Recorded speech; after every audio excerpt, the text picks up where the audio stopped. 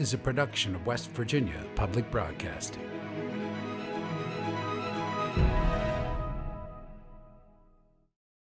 Support for the Legislature today is provided by Marshall University, with more than 100 degree programs offered in 4 locations and online. More about the Marshall family at marshall.edu. Segra, providing fiber-based communication solutions. Segra, freedom to grow. More information at segra.com.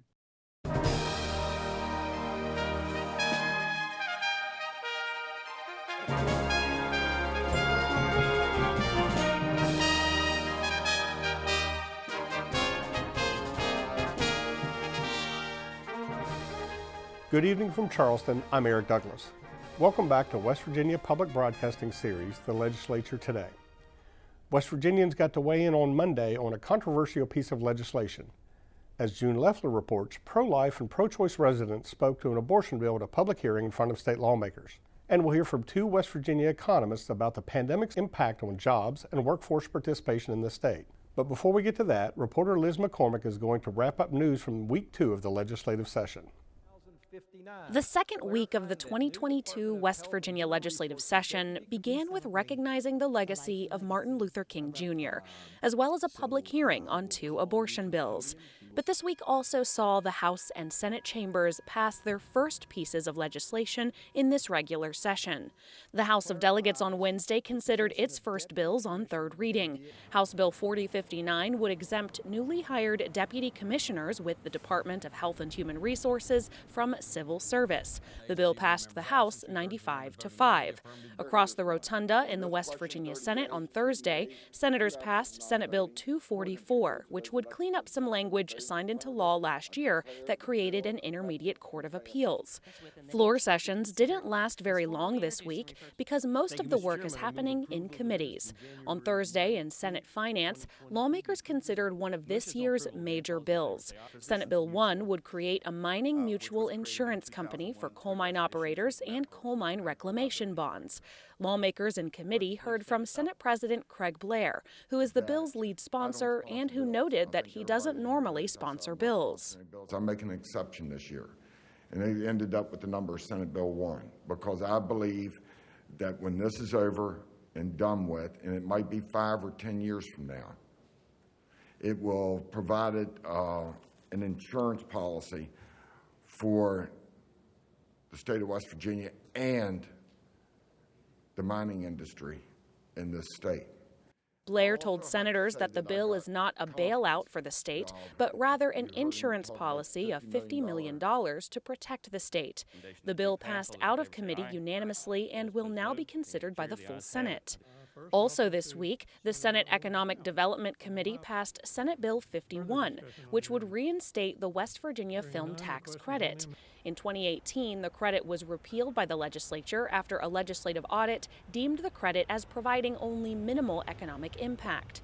Delegate Diana Graves, a Republican from Kanawha County, has long been an advocate for fixing the film tax credit. She told senators in committee that she worked closely with the bill's lead sponsor, Senator Patricia Rucker, to perfect it. The bill would restore the credit with a $10 million cap. All the other states, including our neighboring states, are capitalizing on it.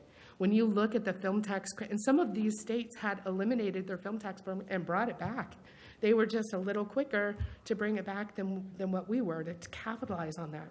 Hulu and Amazon Prime are looking at hundreds of millions of dollars going into economies. They won't even look here without the film tax credit.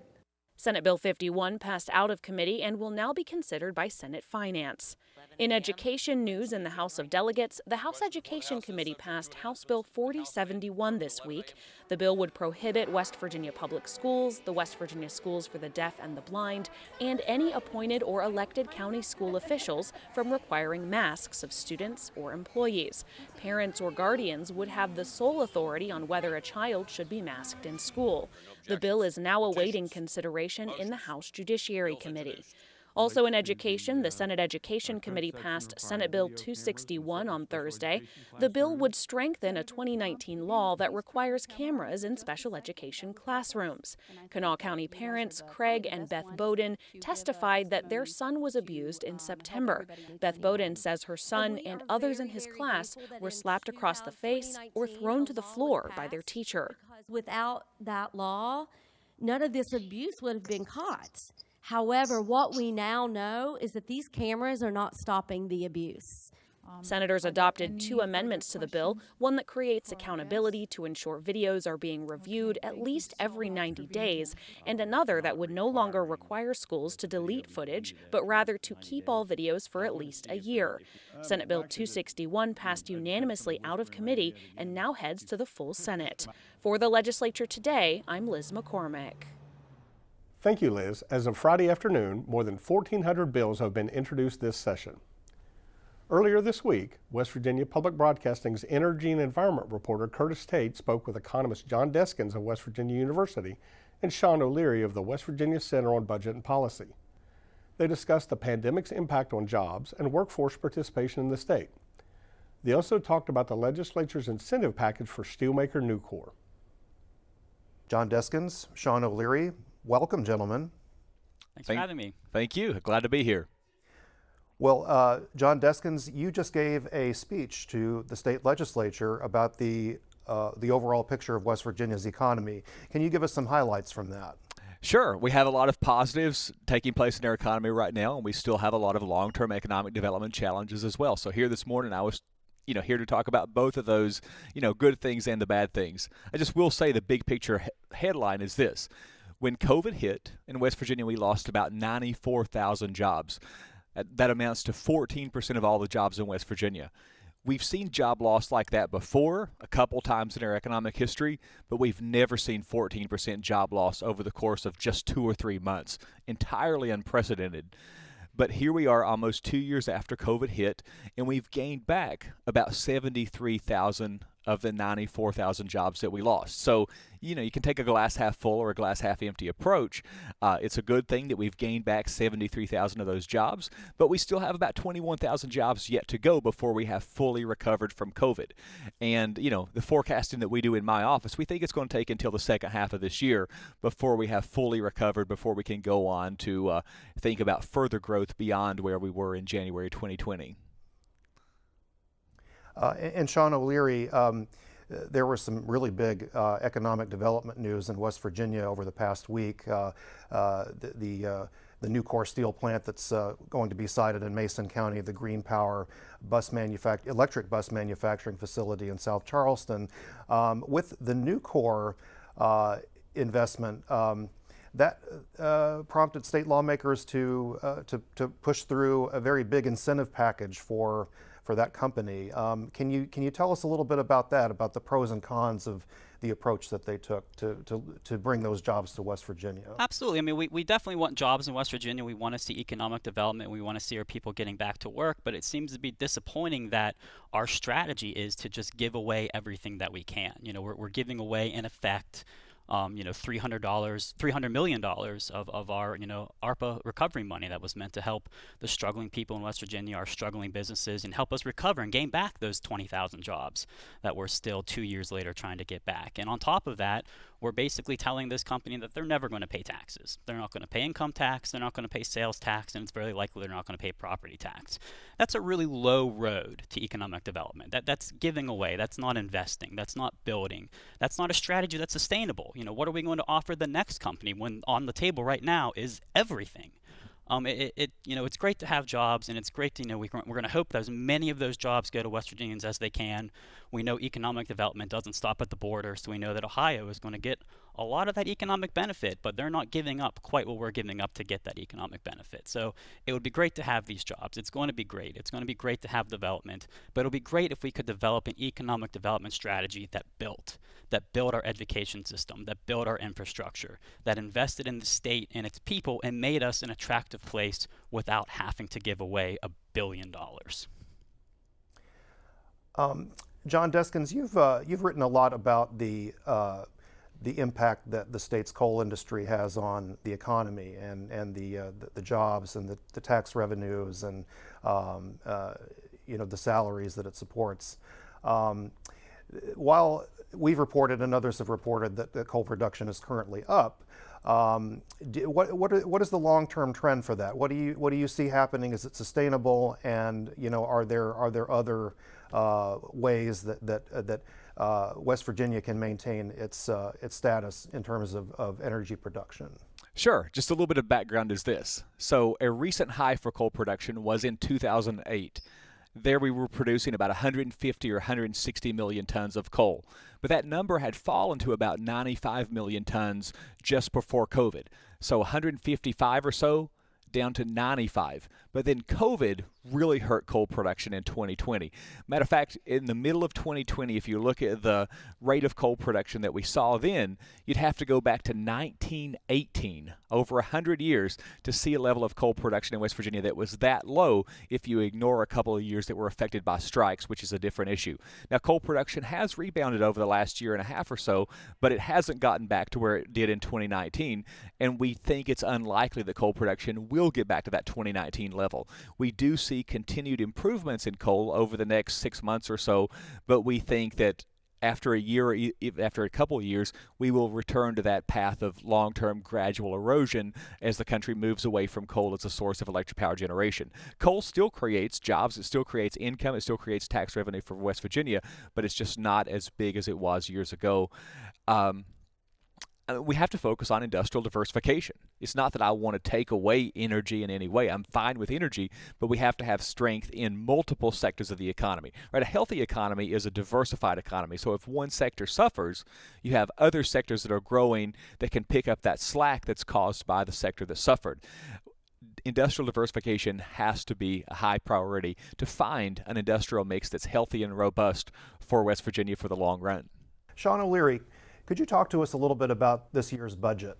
Yeah, so again, we're seeing a flat year with the budget. I think we're being incredibly cautious with the revenue projections. Apparently there are unofficial and official revenue estimates, and no one's quite sure how to handle what has happened the past 18 months with all the Federal Recovery Act, with the stimulus checks, with enhanced unemployment benefits that have pumped billions and billions and billions into the state's economy. That's really kind of thrown a wrench into not just the state's tax revenue, but states across the country where revenues are performing really, really well compared to what you would expect with a state being down 20,000 jobs. So we're seeing a very, very cautious approach to the budget, which is good in one sense that we're not slashing taxes or using the surplus as an excuse to go crazy in the budget, but also we're a state with a lot of needs. We know, previous budget projections showed that we had big holes to fill in the Medicaid program. We had big holes to fill in the PEI program.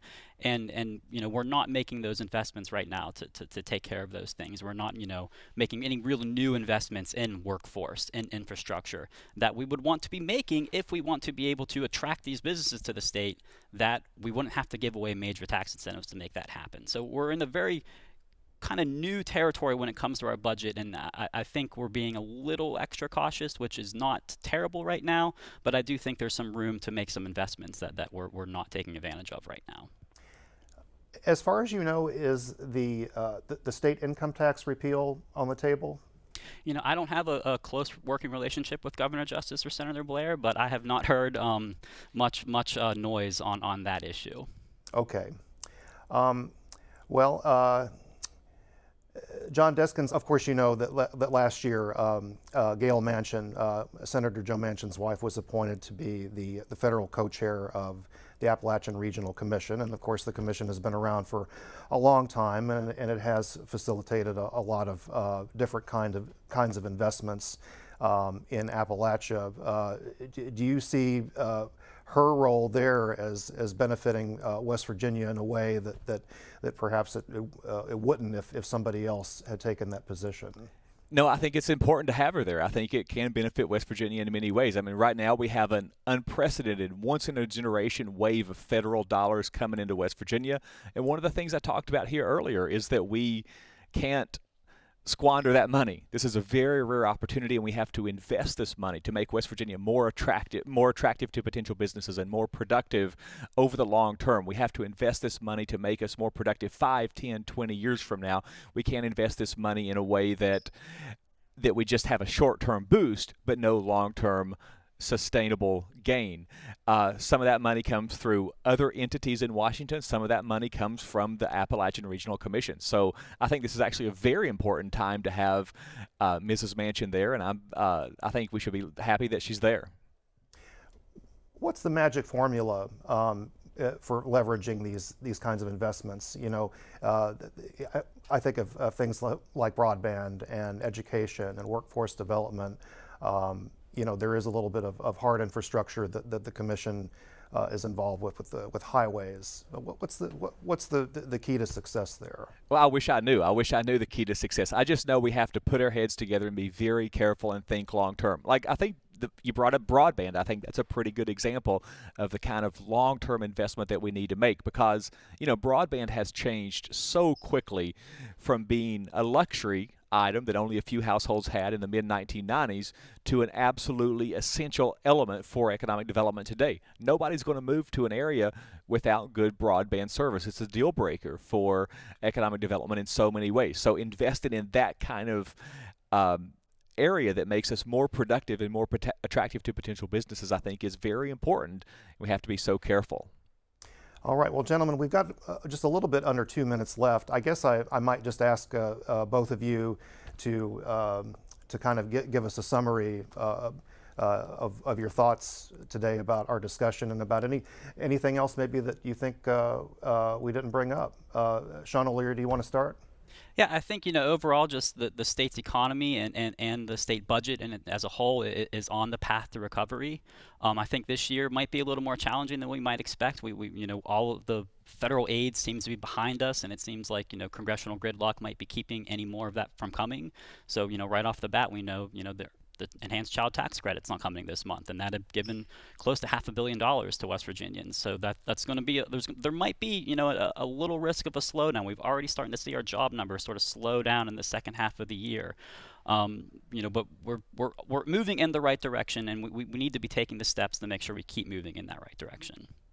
All right, John Deskins, you want to close us out? Sure. We have reasons to be optimistic in West Virginia, but we also have challenges. One thing that we haven't discussed today is one of our biggest challenges. It's the fact that we have the lowest rate of labor force participation in the country. The share of the adult population in West Virginia that is working or wants to work is 50th among the 50 states.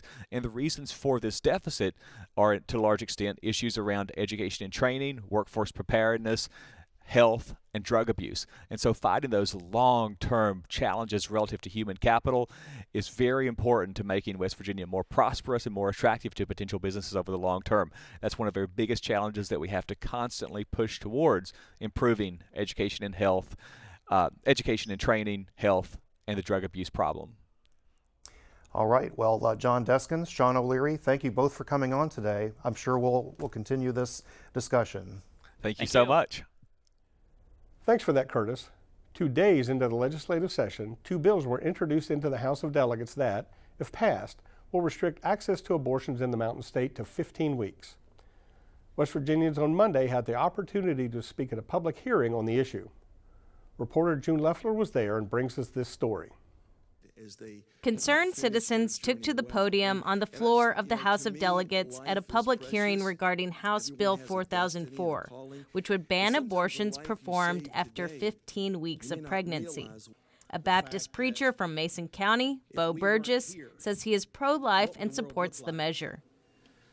All of us here today have an impact and a role and an influence that we play in life. And if your mother or my mother chose to abort our lives, we would not be here today.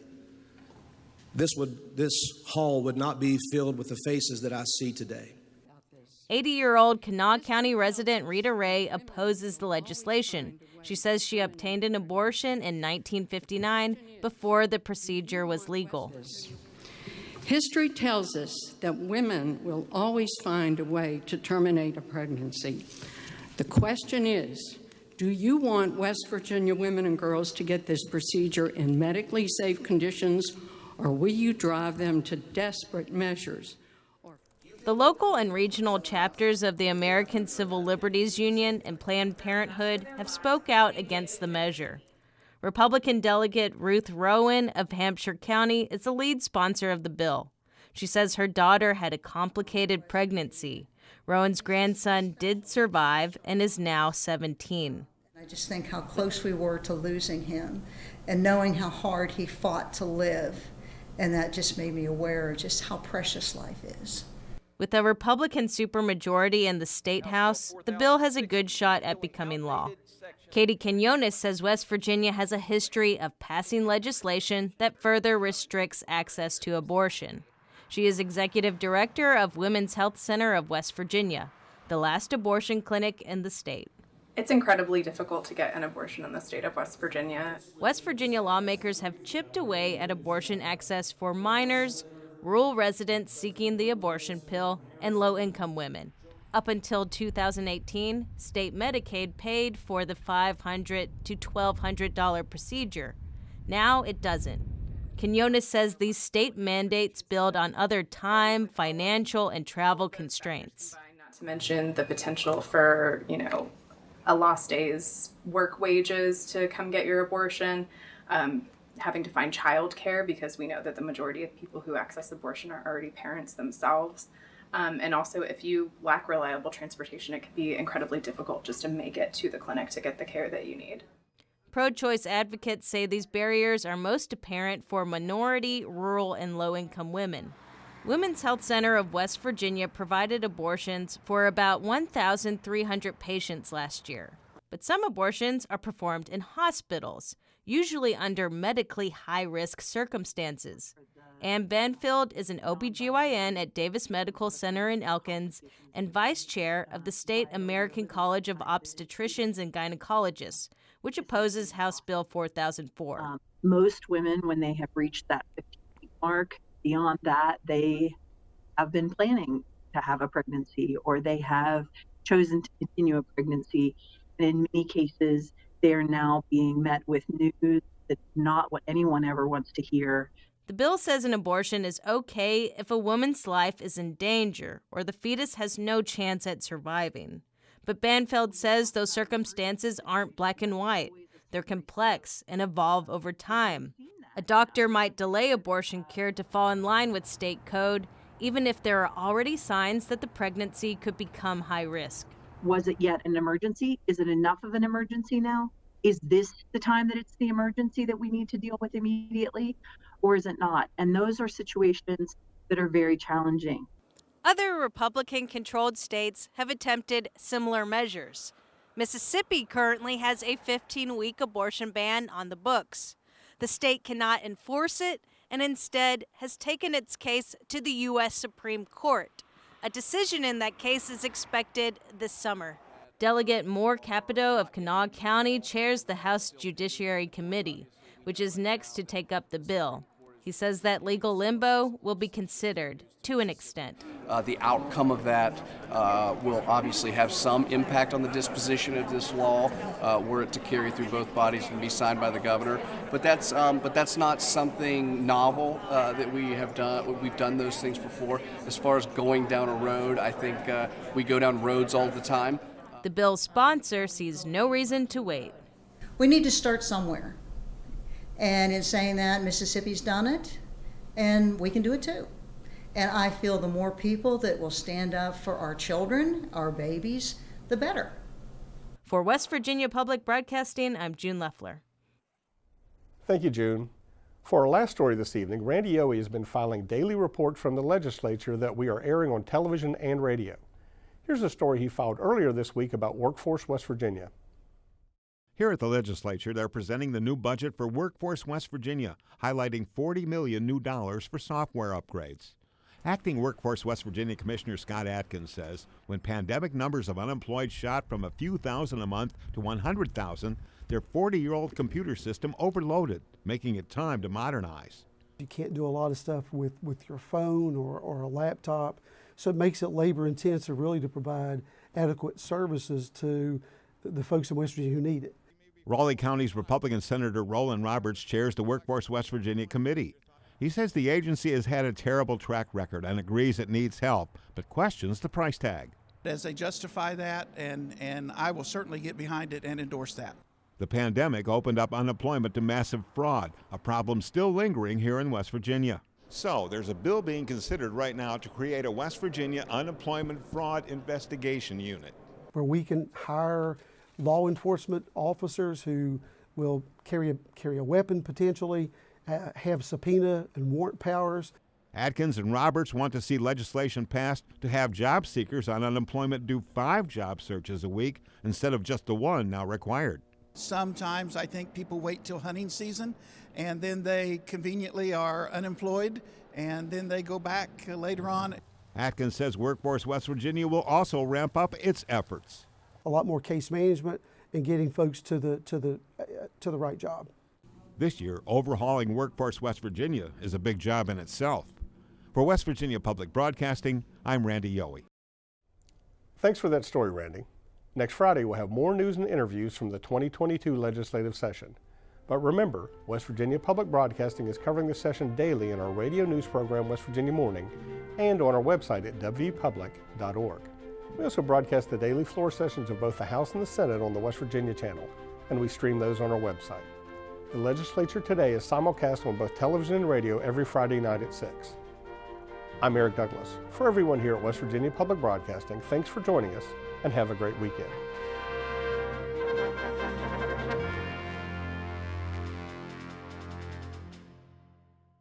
Support for the Legislature Today is provided by Marshall University, with more than 100 degree programs offered in 4 locations and online. More about the Marshall family at marshall.edu. Segra, providing fiber-based communication solutions. Segra, freedom to grow. More information at segra.com.